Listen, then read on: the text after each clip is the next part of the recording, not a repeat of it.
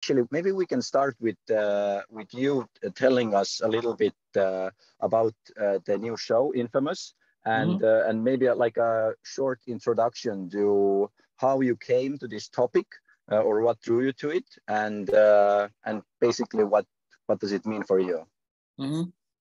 Well, I define infamy, or at least the dictionary defines infamy as something outrageous, something shocking, something very disturbing and shameful.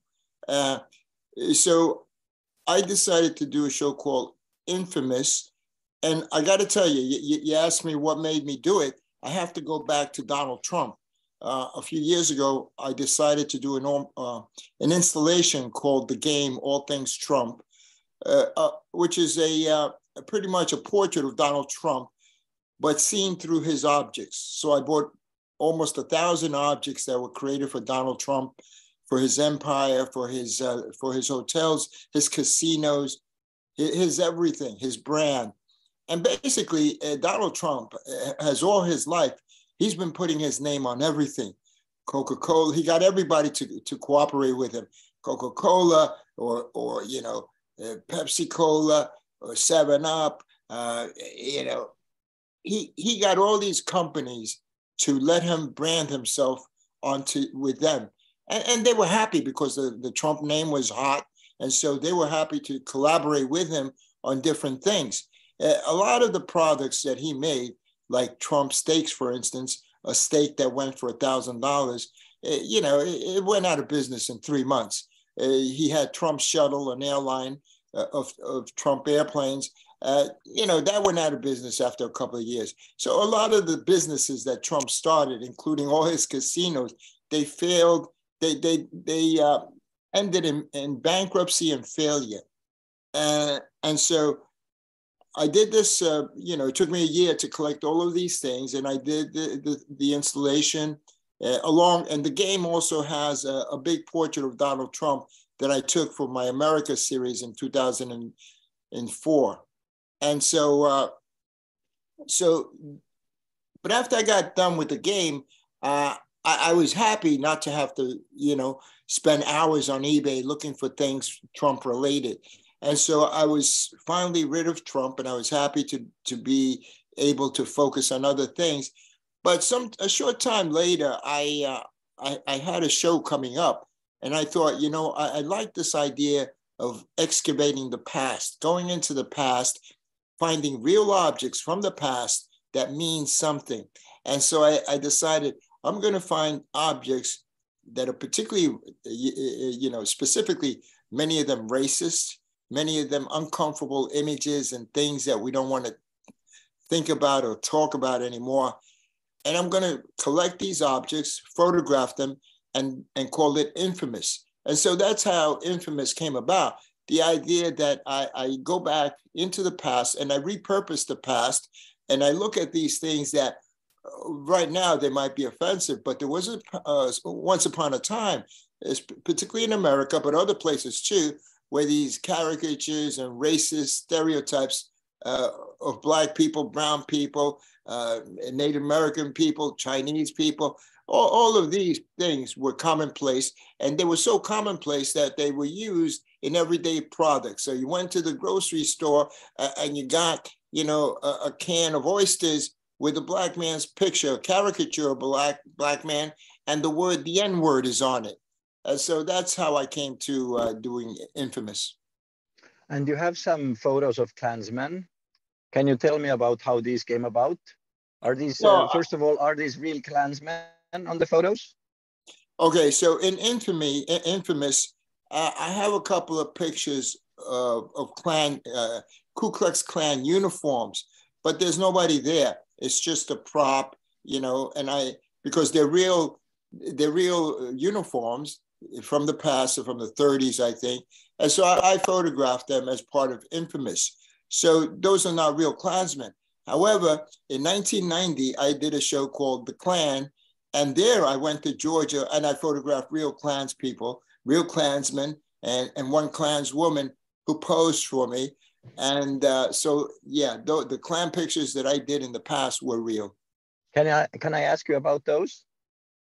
Well, you know, I had just done an exhibition called, well, I had done a body of work called Nomads, and these were portraits of homeless people that I took as studio portraits. I went into the subway late at night, and I found homeless people, and I would negotiate with them, you know, meaning I offered them money to pose for me, and they would all say, yeah. And so I was there with two assistants, and we had a backdrop, a plain backdrop, lights. So I was taking studio portraits of them. They're not pictures of them in their natural environment. They're studio portraits, you know. And so, and I thought, you know, those portraits were done in homage to Edward Curtis, who's a famous American photographer who took the most beautiful Native American portraits we've all seen and cherished. Edward Curtis took those pictures. And, you know, so I felt like I was doing the same thing. I was doing, you know, beautiful portraits, studio-like portraits of homeless people, which I called nomads. And then shortly after that, I felt like, you know, I liked the idea of doing portraits. You know, I hadn't done portraits in many years because I had been working on other things, including the bodily fluids. So I thought I want to continue doing portraits, but I want to make an unusual portrait. And so I thought, well, an unusual portrait would be of someone wearing a mask, because a portrait, you think of something that defines character, that visually gives you a sense of who this individual is. But a mask conceals more than it reveals. And when I thought of masked people, I didn't think I'll get some masks and put them on people. I thought, I'm going to photograph the Ku Klux Klan. And for me, it made sense because I'm not white, you know, I have Hispanic roots. And so it was a challenge for them to work with me. Not so much for me to work with them. I can work with anybody if they let me.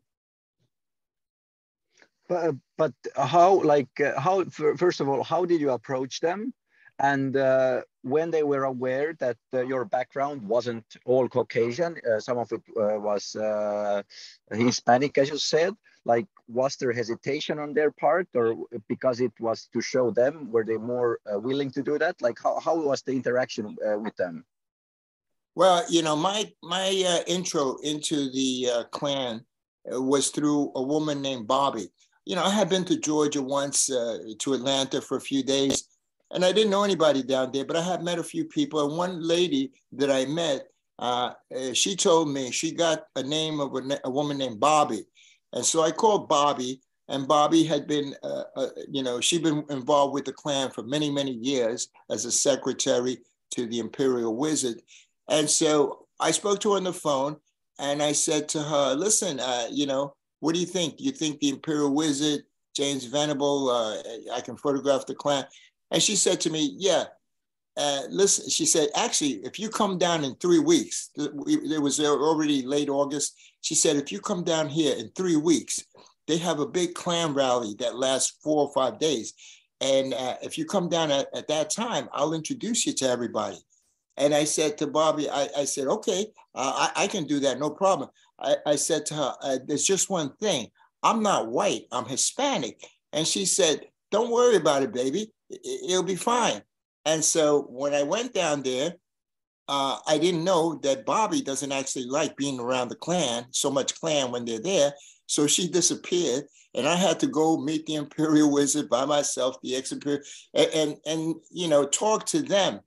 And so even though the ex-Imperial Wizard, who was an old man at this time, he allowed me to take his picture, but he had loaned his robe, which was a beautiful robe that he had had all his life. He loaned it out to somebody who never gave it back. And so I was disappointed that I took his picture without the robe. But I went to the rally, except on the day of the rally, and all these Klans people were there. And even though I went with a small group of people that were with the Imperial Wizard, I went in their car. When I got there, I was surrounded by about 30 skinheads. and they said to me, listen, you're not white. We can't guarantee your safety. So you got to get out. And it was a huge park, which was actually the entrance was guarded by Georgia police. So I had to be escorted out. But I hung around Atlanta for 2 weeks. And finally, I got people to pose for me to say hello, including the Imperial Wizard, who didn't want to do so at first, but then was convinced by a lawyer who happened to be representing the Klan at the time, and who happens to be Jewish. Oh, wow. Okay, that's that's very interesting. And with this, with the show Infamous, how has the reception been so far? Do some people also see it as something that shouldn't be exhibited? Well, it's a funny thing because the show, when it opened in New York, it opened during COVID, so without a vaccine. So the show was COVID killed the show. Not, a few people went, but nobody was going anywhere at that time. Now, one thing that happened there at that time in Fotografiska, New York, was that 2 or 3 days before the show opened, as they were hanging it, I became aware that they were pulling pictures out of the show. And I was shocked because these pictures had been printed months earlier. And it costs money to print these things, the production is pretty high with my work. And so I was shocked that at the last minute, they started pulling pictures out and they were afraid. I don't know what they were afraid of, but I always say that, fear only defeats you. If you believe strongly in something, you should be prepared to defend it at all costs. Can you name some of the works that were taken out, and do you know if they are coming to Estonia? Yeah, they're coming to Estonia, I've been told. One of them is of a Black man being lynched. It's a Black man being lynched. Yes, I have the photo right here with me. Yeah, one of them. And there was another one that I believe is there. It's a death camp picture. It's a mound of bodies. Yes, I've seen that one as well. Yes, from Nazi Germany at the end of the Holocaust. At the end of World War II, probably taken by. I always assumed it was an American soldier. My wife Irina thinks it was a German soldier who actually took this photograph. And so these were two of the photographs. And then there were a couple of others having to do with racist images. I'm guessing because your wife Irina, she was born in Russia. Okay, so maybe she has even more of an idea, because I certainly have thoughts, but I wouldn't know, because obviously the theme of racism is so different in the States than it is somewhere like it is here in Estonia. So I would guess that the public reception is very, very different, because obviously in the States it's very, very divisive, but in Estonia not so much. Do you have any thoughts about how the audiences here versus in the States would react to the show? Well, I think that, when you put it that way, it won't be so polarizing. It won't be so divisive with the audience itself, feeling like, I'm offended by this. I don't want to see it. And I'm not only offended, I want you to take it down. I don't want nobody else to see it, which I think is ridiculous, because these things exist. They're sold on eBay. These objects are sold on eBay. But more important, we all know what happened. And we may pretend that that's not America's history, but it is America's history. So I suppose, in Estonia, the reaction will be more of curiosity, meaning and being informed about something that maybe people didn't think about or didn't even know it had existed at one point. Because I think the work is relatable, even if it's a glimpse into a world that you don't know. how do you feel that the trajectory of racism right now in the States is going? And by that, I mean that for me, at least as an outsider who is always been very curious about what's going on in the States, because for the past 20 years, whatever is happening in the States, it takes a few years and then it ends up in Europe as well, because we're so influenced by American media and American entertainment, then whatever is like the zeitgeist of America in a few years, it comes here. And so one of the things that I've noticed is that the pendulum has swung very strongly to the other side. And so, for example, just today, I read a news article that said that University of South California had banned the term field work because field work might seem offensive to somebody whose ancestors were slaves and had to work on the fields. So there are things like that happening that seem to like overreact to the racism that the country has experienced. What's your take on that? My take is that it's ridiculous. Field work, I thought, in a field trip as a kid, you go on a field trip with your teacher, meaning it's it's a day of going on a small vacation, going to a museum, going to a zoo, going to a park, doing something different, and something that actually sometimes it's a joy that stays with you for the rest of your life. If some field trips, for me in particular, went to the Brooklyn Museum when I was about 10 years old. I mean, I remember that it impacted me to go to the museum on a field trip. So, I just feel like we're nitpicking and scrutinizing and over scrutinizing and tearing apart words, looking for any vestige of insensitivity that we can imagine or ascribe to it, which I think is damn foolish. Soon, I think now we can't even say Columbus discovered America.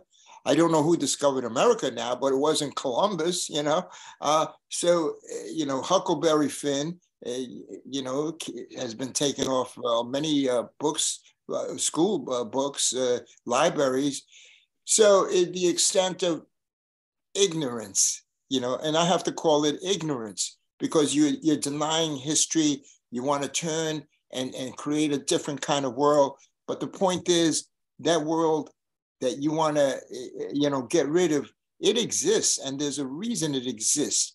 And we shouldn't be afraid of it. We can talk about it, but we shouldn't fear it to the point that we have to banish thought. Basically, we've created our own thought police, and it's not the government anymore. It's not the establishment. It's us. Yeah. I have like something that I've been thinking about for a while now is that especially regarding your exhibition, because that brought the themes of racism back to my mind, which is that during the time of racism, I feel, maybe you disagree with me, and if you do, please tell me so. I feel that during the time of segregation and slavery and up to the Jim Crow era, then Black people were basically like scapegoats in America. Basically, anything that was a problem, anything that was bad, you could accuse Black people of being the problem. And so you could lynch somebody and you could say, okay, we've defeated the problem now until you have the next problem. And then you do it again and again and again. And what happened was that once all of that ended, then the next scapegoats that you had the Soviet Union, right? When you had the whole Cold War era, and then everything that was bad, it was because of the Soviet Union. And then the Soviet Union collapsed, and then you had the terrorists. And now for 20 to almost 30 years, the scapegoats were terrorists. Everything that is bad, it's the terrorist's fault. And now that narrative has also collapsed. And what has happened since Trump got elected in America is that the scapegoat is the other party. For the Democrats, it's the Republicans, and for the Republicans, it's the Democrats. But like you've brought the problem like closer and closer and closer to yourselves. And now America is fighting amongst itself, basically. Mm-hmm. And so basically, my question is that like, what is the next step for American culture? Like, how can you move past that point where you've ended up in the past 6 to 7 years? I don't think you can. I think Donald Trump opened up a Pandora's box, and you can't put that stuff back in it again. You know, the Republicans learned that they learned to lie. They learned to, stay their ground, and they learned to, whatever happens, just be an asshole. And if it doesn't work, then be a bigger asshole. And that's what Donald Trump taught them. And that's what they are. They can carry on now, having been taught well by Donald Trump, they can carry on. And now, after they've elected their Republican leader in the House, they can now try to implement and go after Biden, go after his son, and go after the people investigating the insurrection and Donald Trump. Go after those people too, including the FBI. We always have scapegoats. We always need to feel superior to somebody. Even though Black people cannot be scapegoated the same way now, particularly in light of what's happened in recent years, particularly with the death of George Floyd, Black people are still getting killed by the police every day. Innocent Black men and women are getting killed by the police. And more important, and on the other hand, on the other side, gun owners, and they're usually white gun owners, even teenagers or younger, are going out there and shooting innocent people too.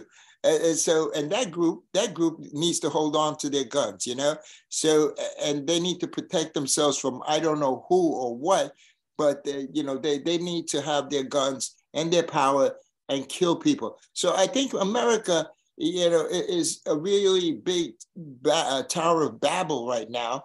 Everyone is trying to fight and outdo each other, going to the top.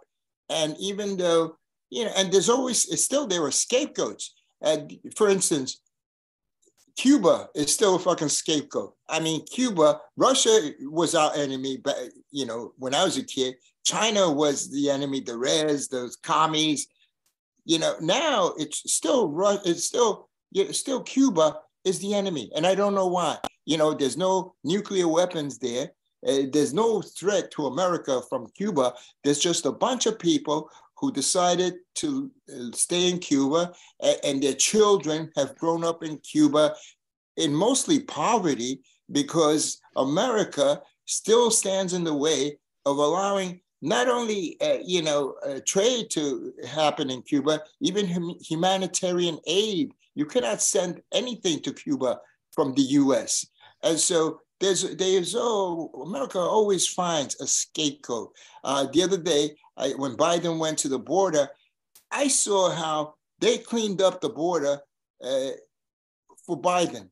There was an area where he went with the wall where a few days earlier, it was full of migrants. They got rid of all the migrants because they did not want Biden to be seen with migrants.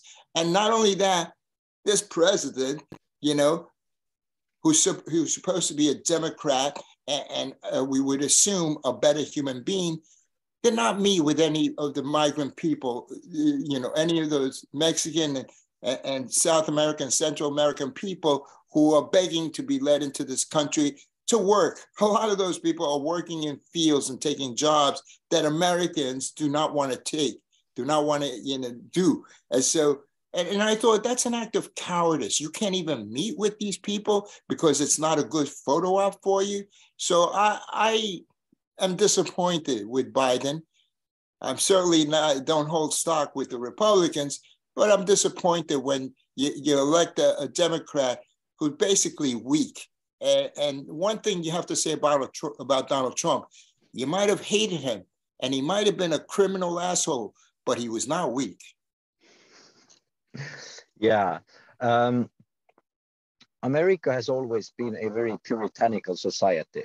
And again, one of the things that I've liked to think about, and again, I don't know if I'm right or wrong, but it's that because America has been so puritanical, then it's basically a law of nature that it's almost impossible for artists not to do the opposite of what the culture promotes. And so one of the reasons why I think that your work has since the 80s been so what's the word I'm looking for? It's been seen as something shocking.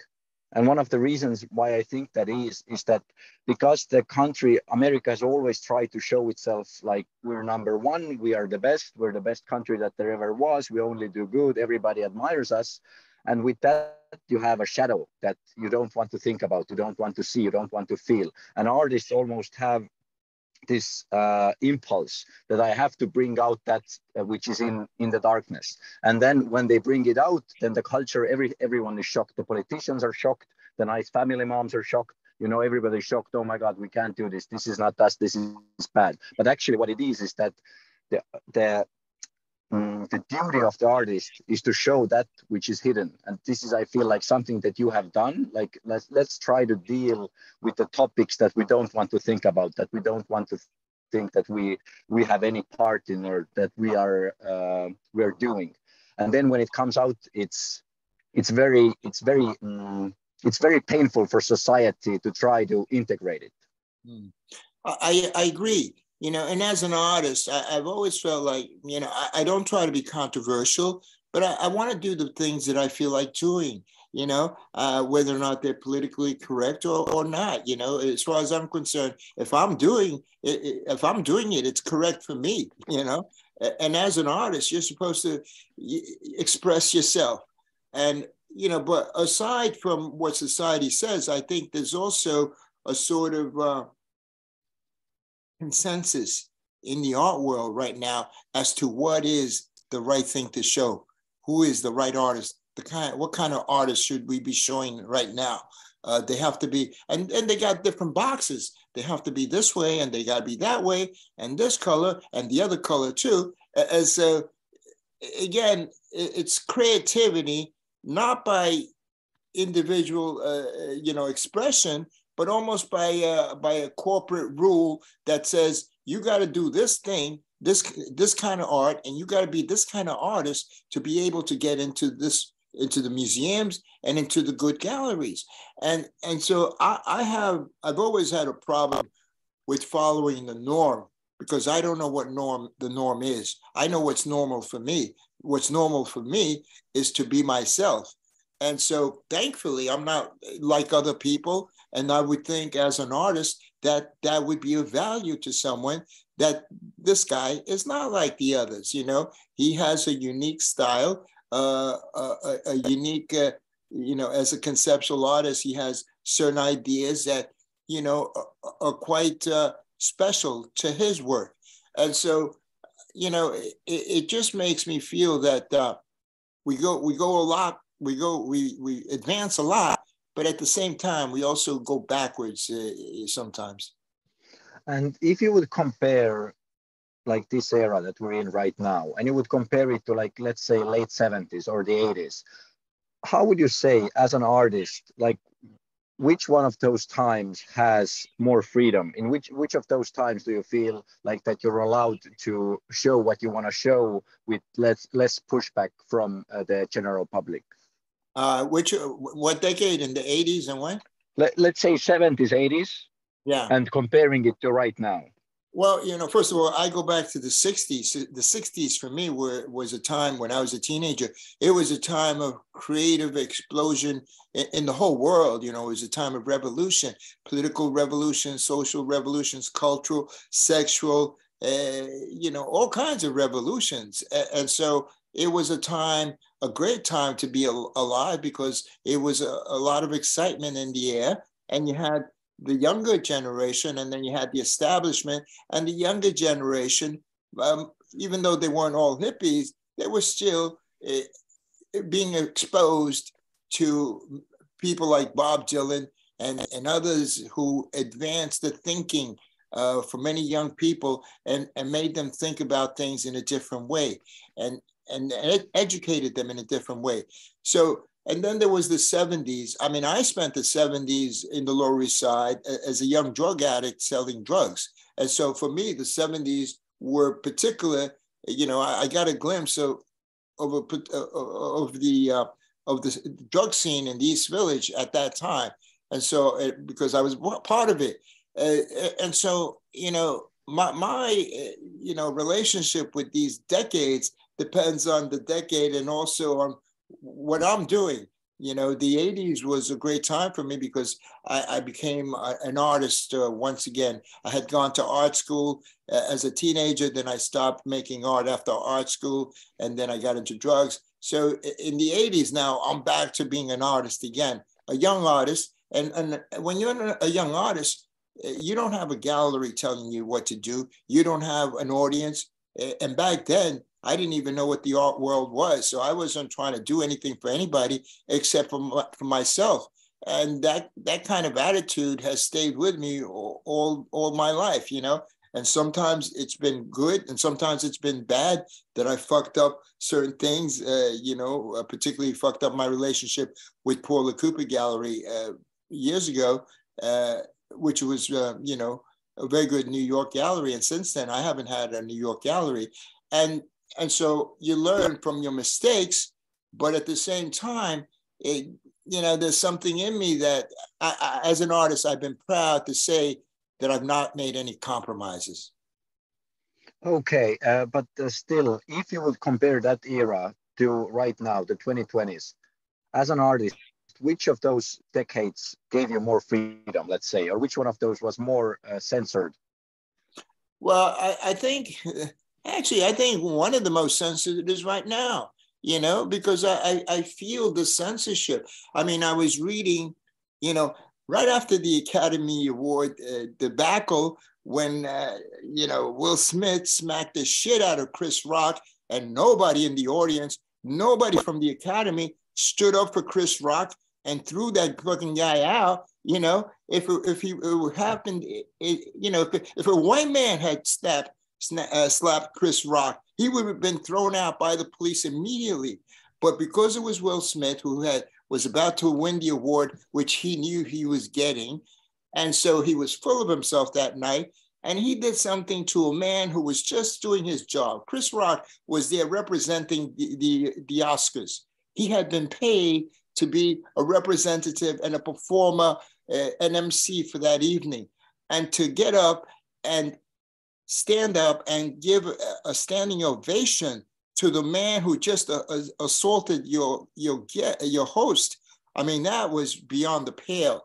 And I read that what they did was, after that, they decided they're going to implement certain guidelines where, films being submitted they have to have a certain amount of this kind of people in there, and this kind of gender, and this kind of this. So, it's like they felt like the thing to do was not to apologize or go out of their way to make amends with Chris Rock and to the audience who witnessed that. Instead, they decided to police themselves even more. What kind of drugs did you like to do? When I was on drugs, I started with pot. And when I was 17, I the first time I tried LSD, I was 18. And I bought my LSD from two kids in a children's park, two 13-year-olds who were selling LSD. So that tells you what the 60s were like. So I started with pot, LSD, but then I really got into pills. And pills were another thing. Because pills made you very aggressive, and can you tell me what kind of pills? Like, what's the substance? They were called Tuanols and Secanols, and even though they were supposed to be sleeping pills, they did the opposite. They made you very aggressive, really aggressive, and so and then I started, using heroin and cocaine, but fortunately, I never liked shooting up. And so I would snort my drugs, and but I was selling pot and selling pills in the East Village. And finally, I got into the methadone program, and that was the hardest drug to kick.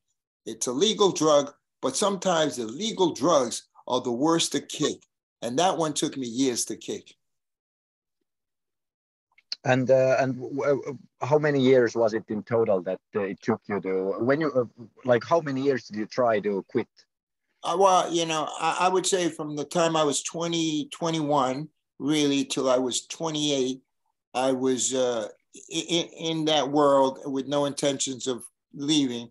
But then as I'm pushing 29, before I get to the 29th birthday, I've left that world. I got off the methadone program, which took me 3 years, slowly. And getting off methadone was, even after you got off, I mean, for a year, I could not sleep at night. And that's when I started going clubbing, because I could not sleep at night. And so you would go clubbing sober? Oh, yeah, sober. Yeah, and dancing, and yeah, every night. And so that's, and at the time, it coincided with a time when in the 80s, the art world and the music world, the club world, performance art, everything came together, especially in the East Village. And so music, all these bands were coming over just before the punk scene, and then punk. And so there was a lot going on. Did you frequent the Studio 54 though? I never went to Studio 54. Okay. Did the years of doing drugs teach anything to you? Or do you feel like you got something out of it?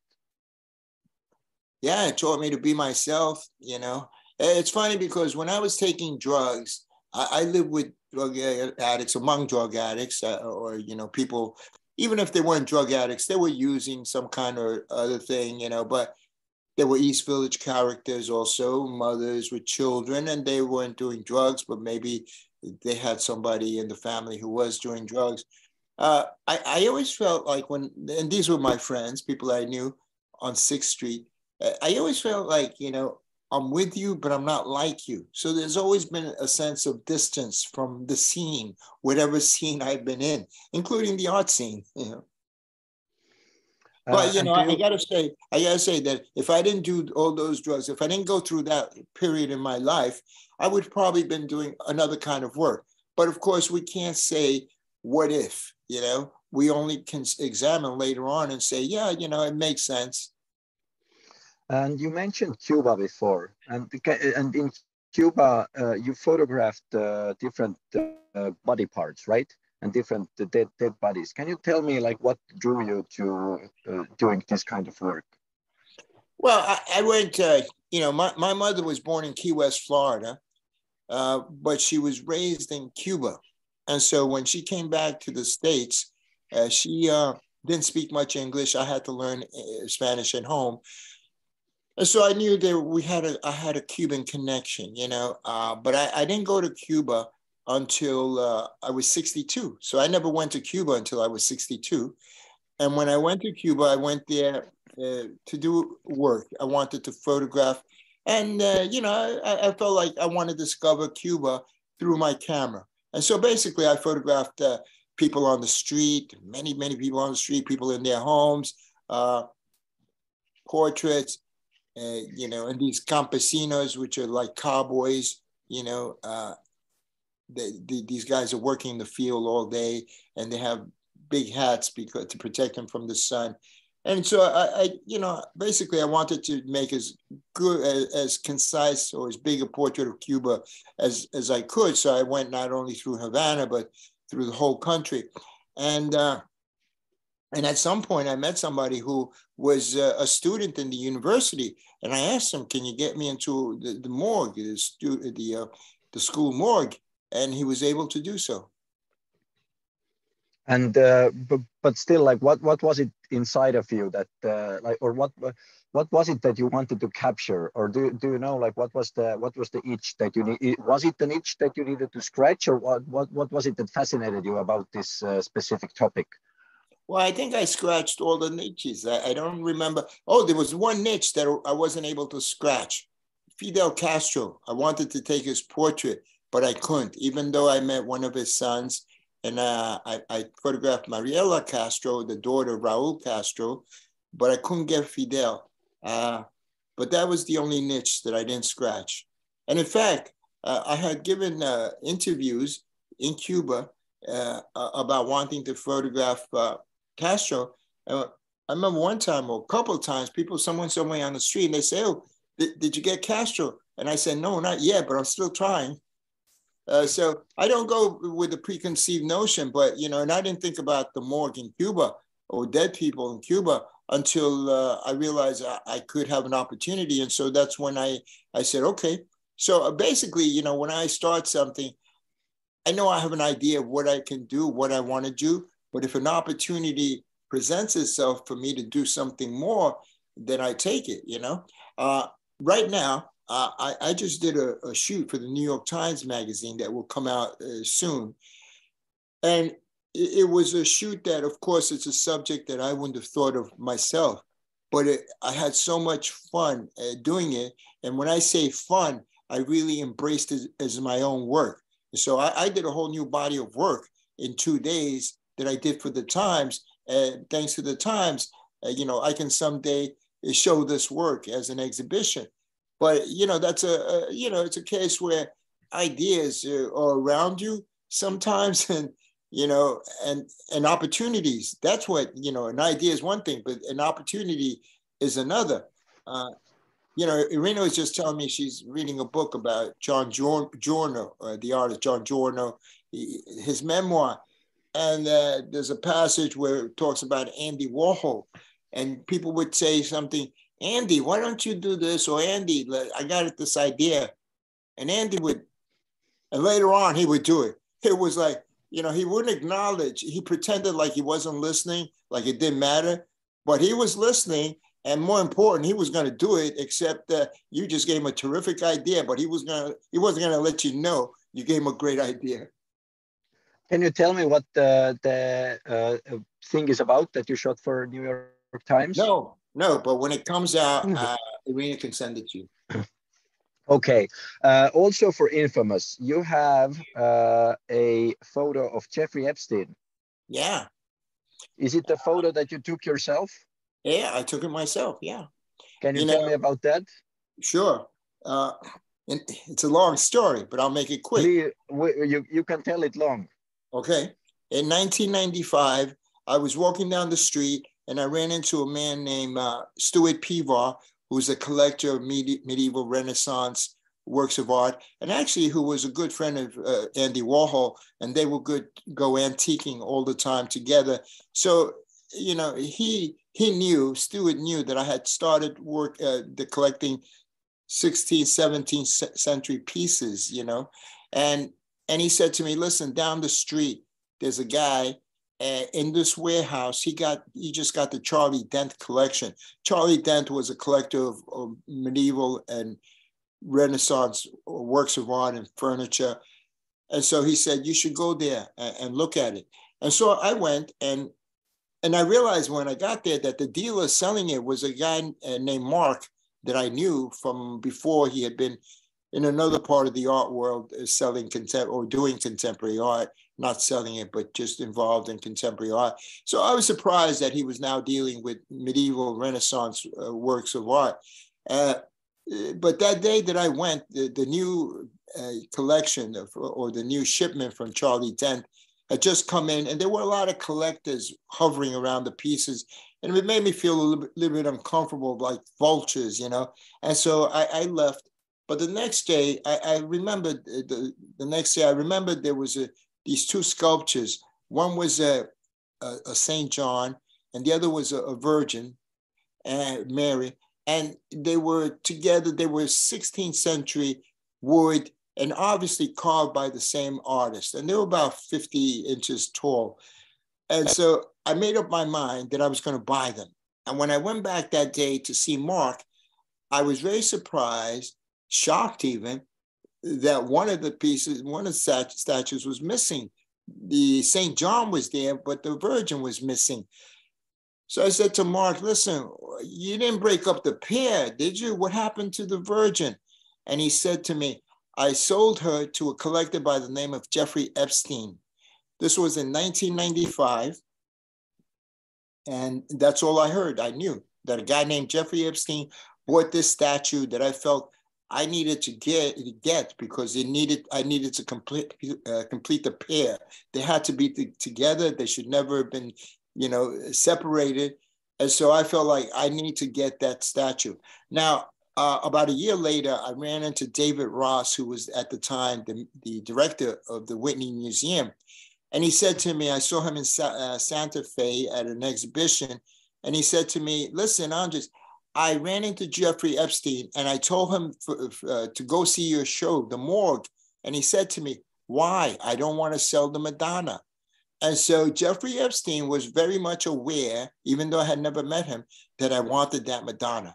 I didn't meet Jeffrey Epstein until around 2001.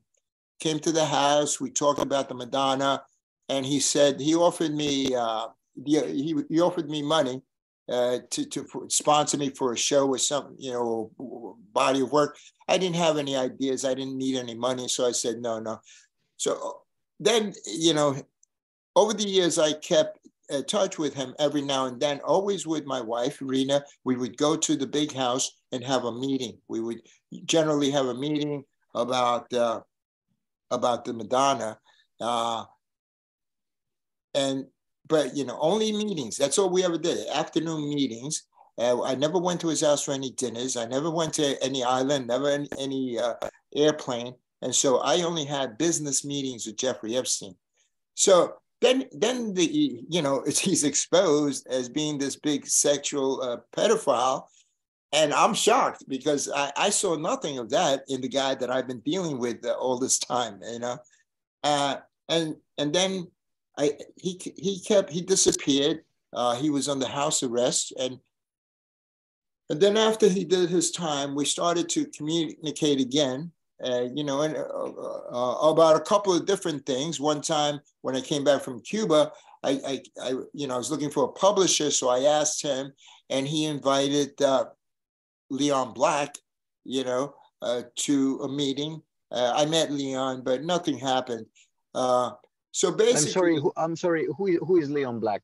Leon Black had a big, he had fighting books. But Leon Black is also a huge, rich guy who's been associated with Jeffrey in a bad way. But Leon Black is a very powerful, rich guy, and he had fighting books, among other things. So nothing happened at that meeting, but eventually, and then when I had the Trump show, I had a meeting with Jeffrey Epstein again about the Trump show, because I thought maybe he knows a place, someone has got a building they're not using that I could use as a pop-up space for this exhibition. So nothing happened with that meeting. But a week later, Jeffrey emailed me and said to me, I seem to recall, or actually, he says, I'm moving things around from house to house, and I seem to recall you want the Madonna, okay with me for trade. That's what he said, okay with me for trade.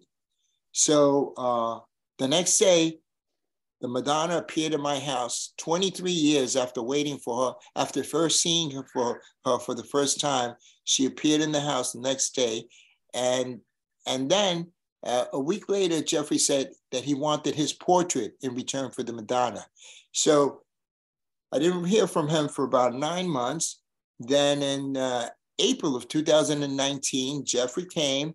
I took his portrait, and a month later or 2 months later, he was arrested. And then in August of that year, he committed suicide, they say. So wow. So that's my Jeffrey Epstein story. That is a great story. Story. And that's how I got to photograph Jeffrey Epstein at his request in return for something that I had been waiting 23 years to get. And so when I did the show Infamous, I thought, there's nobody more infamous than Jeffrey Epstein. I got to put him in the show. Wow. And do you have the Madonna in your house right now? Absolutely. What size is it? She's about, I would say this size, about 50 inches high. Okay. Wow. This is a really, really great story. I'm very, very glad that I asked you about that. But that would be maybe a good segue to actually talk a bit about Christianity, because obviously your house is filled with icons and with furniture and with other things that I don't even know how to colloquially name, but it's all to do with Christianity. And you've said that you are a Christian, but obviously in your country, in the States, the version of Christianity is a very, very specific version of Christianity. And there have been many Christians, not only in the States, but also in Europe, who have gotten very angry with you and who have tried to destroy some of your work. So maybe just maybe tell me, like, what's your relationship to that faith, and how does it let's say manifest in your daily life? So I was born and raised a Catholic. And then when I was about 8 years old, I made my Holy Communion. Then at the age of 12, I made at the age of 12, I did the Holy Confirmation. When I made my confirmation at that time, I was told that I was becoming a soldier of Christ. And so, yeah, I stopped going to church at around the age of 13. I stopped going to church. But I've always still remained a Christian, and so I go to churches, but not in America, in Europe, because for me, going to church in Europe, they're old, they're aged, they have a sense of beauty, antiquity, history, and so it's very different than going to a church in America. But I still, have a connection to Christ and to God, except I'm not the kind of guy that talks about Christ or God. I don't need to talk about my faith. Once in a while, I'll say to Irina something about thank God, or, thanks to God. And, she'll roll her eyes, and I don't know if she's believes in Christ or not, really. I really, as long as I've known her, I still don't know what her beliefs are, because we don't need to discuss them. But I know what my beliefs are. But the collection, the house, I'm surrounded by these objects from a time, the Renaissance and Middle Ages, from a time when everything was religious, anything aesthetic, a work of art, a work of beauty, even furniture, had an ecclesiastic look to it. Mm-hmm. And this is something that I've been also trying to figure out for a number of years, which is that our society has become so much less religious in every part of the world.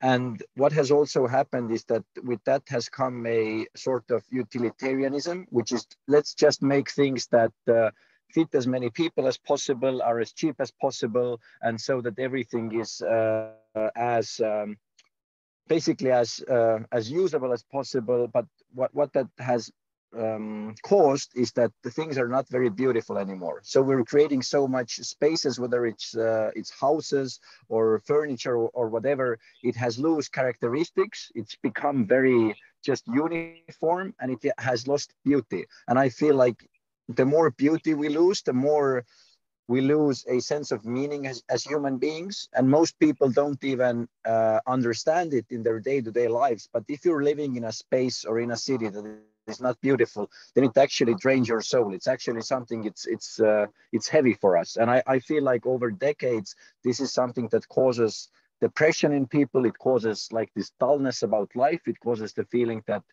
maybe everything is meaningless. And because you are somebody who obviously has a sense of that, because you have filled your house, your home with such beautiful and meaningful and religious art and objects, like, do you feel like maybe we're at a tipping point where the society needs to start moving back towards trying to find some sort of unity and things that again like bind us together? And if yes, then what could those things be? Well, at certain points in time, aesthetics has been, something that, enhanced the culture. Art Deco, before that, Art Nouveau. These things, it was not only art, it was also, they were making products that we used. It was, furniture that had an aesthetic, a beauty. And some of those designs are classic, they get reproduced and reproduced. However, I do think, and this is not to say, I'm not going to point a finger at China, but a lot of stuff that we make now comes from China because it's cheaper there. And the Chinese, they have their aesthetic, but it may not be an aesthetic that you can call aesthetically pleasing. It's just utilitarian. It's just useful, and it's cheap. And so it's true that the things. There was a time when "Made in America" meant something. There was a time when even "Made in Japan," it was cheap at the time, but years later, "Made in Japan" was actually better than "Made in China." And so I mean, it's a question of money, and a lot of times corporations don't want to spend money; they want to make money. And they want to make more money. It's not enough to make 10 billion. Let's go for 100 billion, and we can cut some jobs. We can robotize this, and we can get the stuff cheaper from these people who are, paying slave wages to their laborers. But that's not our business. Okay, so that's the problem. It's a question of money. People try to make as much money as possible and spend as little money as possible making it. Yeah, and this also, in a way, brings us back to the slave point that we started off talking about, which is that officially we don't have slavery anymore. But if you look at the conditions in which the people, for example, who put together our iPhones and our iPads and everything like that, the conditions in which they work for 16 hours a day since they're children in horrific conditions. If you look at the child miners in Congo who mine all the metals that are needed for all the electronics that we use every day, then basically they are living in slave conditions. But because it's not happening here, it's not happening in the States, then we're pretending that, oh, slavery is gone. But actually, they say that today there are more than between 30 and 40 million slaves in the world. But because they're in Africa and they're in China and they're in India, we don't think about them. But actually, so much of our daily lives rely on the fact that they do slave labor basically every day for us. Absolutely, and I'm guilty of it. We're all guilty of it. We want, we want expensive things. We want to, buy expensive jewelry, and diamonds. And we're not thinking about all the people who has, not only risking but losing their lives, mining those diamonds and even the oil and even when they built that stadium in, where was it, Qatar, people lost their lives building that stadium. So yeah, the world is still full of people that we don't call slaves, but for all practical purposes, that's what they are. Yeah. Because you've gotten so much pushback about your work since the 80s, at least, right? Since Peace Christ, maybe you got pushback before that as well. But I know that this is like one of the big points. But has there ever been a time in your life, because you seem like you seem like you have very strong will. You seem like somebody who isn't easily taken aback by being criticized, let's say. And so has there ever been a time in your life when you've gotten either criticism or some other kind of hate towards you that has actually hindered you in any way? No, it's not hindered me, but it hurts my feelings, and so I don't read a lot of reviews, even when they're positive. Occasionally I get something sent to my website that is hateful because they're offended by my how I've treated religion or Christ, how they imagine I've treated religion or Christ, because Christ is my savior too. And I said, I did an NFT recently, and and we did a video for it. And at the time I said, I had a quote, I can't take all the credit for Piss Christ. God help me, because everything I do is thanks to God. So I'm grateful for that. But I'm like anybody else. And I think a lot of people, a lot of creative people, they don't read reviews. Actors don't see their movies because they cringe that maybe it's not their best performance, or they don't like the way the director cut the movie. So we're all sensitive, but some of us choose not to look at it. And I can understand a guy like J.D. Salinger who just goes away because he doesn't want to deal with people. He doesn't want to hear anything from you. He just wants to do his thing and be left alone.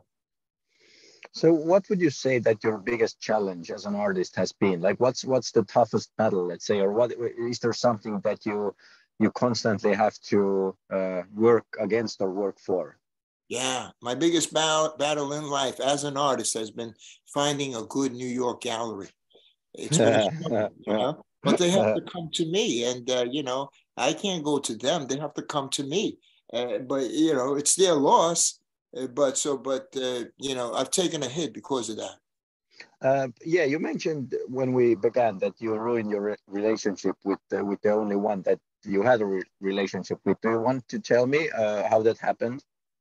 Well, it was very simple. I got mad at the gallery because I was mad at another gallery that had promised me a show, and when I gave them the show, they were shocked by it, and they didn't respond, and so then I took it out on the gallery for being mad at another gallery. But I would say that it was something that I put in email, and my lawyer said, listen, when you get mad at somebody, don't tell them to go fuck themselves because in an email, because that's no good, because that's forever, and it's a lot more harsh than if you speak to someone in person. If you curse somebody out in person, you can always make amends. You can always repair that, but never put something that you're really aggressive in an email, because that's forever. So that was a lesson that I learned. That sounds like good advice to everyone. Yes. Is there anything else maybe or something that if you could like give advice to your younger self that you would say? I would say, I would say if I was saying something to my younger self, I would say you should really think about not fucking up something that's really important. Do you have an example of that as well? I just gave it to you. Yeah, you did just give it to me. Yeah. And let me think if I have another example. I can't think of another example. I think that was the only fuck up of my life.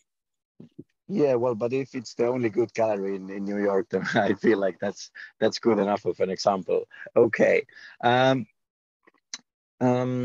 Let me think if there's anything else I want to ask for you. Do you have any like, because I know I've actually touched on this exhibition not that much. I have a photo in front of me of a black man who is tied to a post and who is being whipped.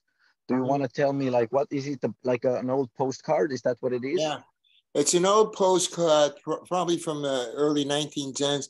And that postcard is particularly disturbing because you see children also. It's a black man not only being whipped, but humiliated in front of a bunch of people and a bunch of white children. And so that's really a disgusting image. But again, it's like these postcards were bought. They were, sent to people in the mail. And that's, no one thought anything of it. So it was disgraceful, but America has been a disgraceful nation. It's just that we don't necessarily dwell on it. Yes, that is correct. Also, I have in front of me a, I don't know, what would you call it, a check for selling a young slave. Oh, yeah. Yeah, that's a real check, a real document, and it's called 1822 Mississippi slave receipt for Joshua, age 12. And so that's a slave receipt indicating this boy is his age, 12 years old. Also, it says that he's free of disease, and as far as they know, he has not committed any crimes. Yeah.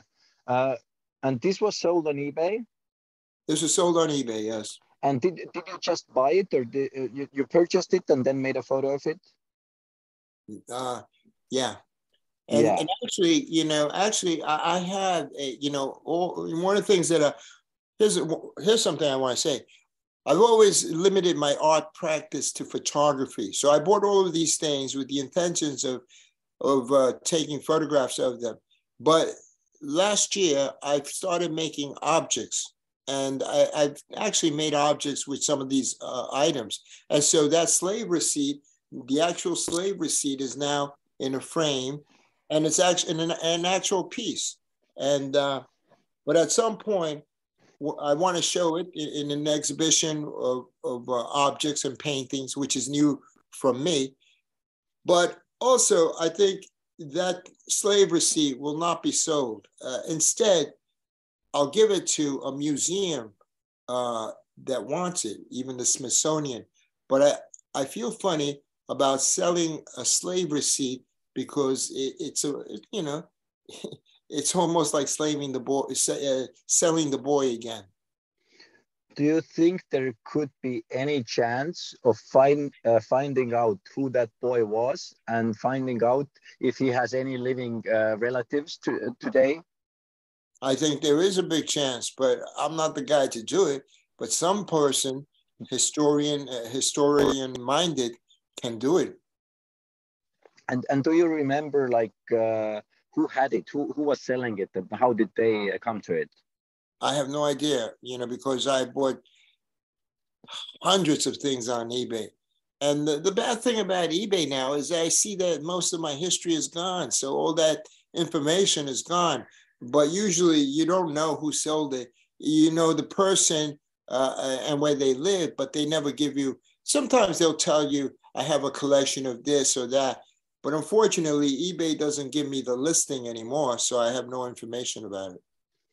You also have a photo of a metal object, the shape of a KKK hat, but I don't know. I don't understand what object it is. Can you tell me a bit about that as well? That was a commemorative medal given to someone who had participated in a lynching. Wow. Wow, that is very heavy. And this is also from eBay, yeah? Mm-hmm. Yes. And I'm guessing this is also a KKK, like a headdress, the one that's red and has a swastika on it, or is? Yes. Yes. Yeah. And again, I'm asking, but maybe again you don't know who would be the person that first of all has that object and that is selling it. It's You never know who sells it, and you never know who buys it. I know that years ago, Whoopi Goldberg, I know that years ago, she said she had a huge collection of Black racist memorabilia. I've also known of collectors who have, a lot of Nazi racist or explosive memorabilia. So you never know the collector. You never know why they're collecting, but that's the nature of collecting. It's something that we're drawn to, and sometimes we don't understand why. I'm going to ask you about one more photo because it's the only one that I don't understand what the photo is of, because there are two women who are, one of them is reading and the other one is knitting, I think. And what's that photo about?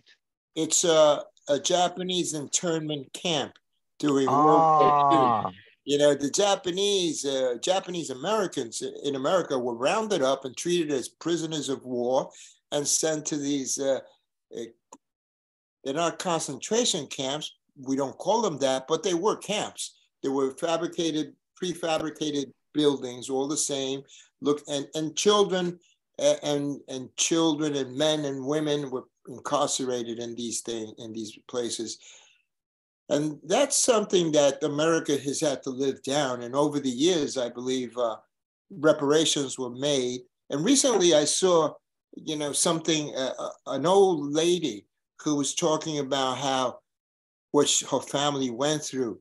And she said, and now, they gave us $20,000. I mean, it's nothing compared to what we went through, but at least it's something, meaning more than the money, it's the acknowledgement that you did me wrong. Yeah. Andres, it's so great chatting to you. I'm going to ask you two more questions, and then I'm going to let you go because I've used up enough of your time. The first question would be that with America and with the divide in America, like what would be your best case scenario of how your country can come back together? What would it take, and what do people need to do? What's the and what do people need to do in the sense of doing yourself, not thinking like what the other side should do for things to get better? My best case scenario is that the younger generation, and I'm not so sure if it's Z or, you know, maybe they're the 12-year-olds. I don't know if we have a name for them now. That it's Gen A. They're called the Gen A. I hope Gen A overturns everything from the previous generations, you know, up to a point, because I think Gen A needs to be more enlightened than the people we have around us now. Beautiful.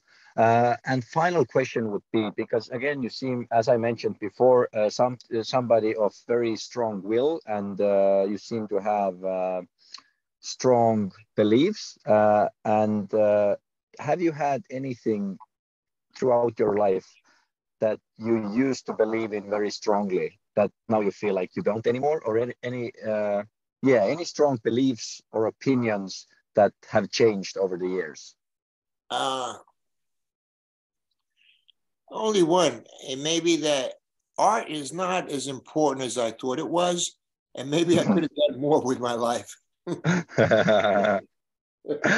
Okay, that's very, very beautiful. Hey, Andres, I really enjoyed talking to you. Thank It has you. been so wonderful. Thank you so much. Bye, Alexander. Thank you. Yeah, and thank you to Irina as well. You guys enjoy your day, and bye-bye. Bye. Bye. Thank you. Thank you.